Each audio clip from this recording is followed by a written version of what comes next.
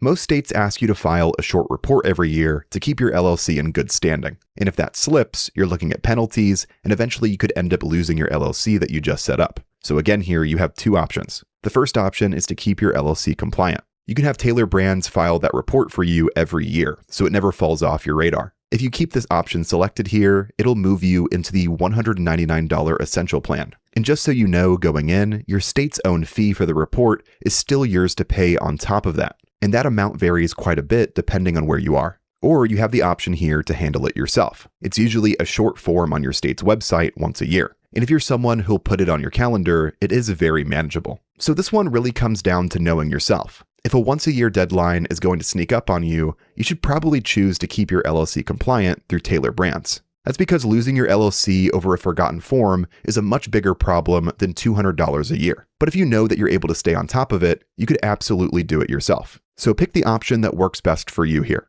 So whenever you're ready to set up your own LLC, don't forget to go to this link on screen right here, or click the first link at the top of the description. That's going to get you the lowest pricing available. If this video helped you out, make sure to leave a like and subscribe for more clear guides just like this. Congrats on taking the first step towards starting your business, and I'll see you in the next video.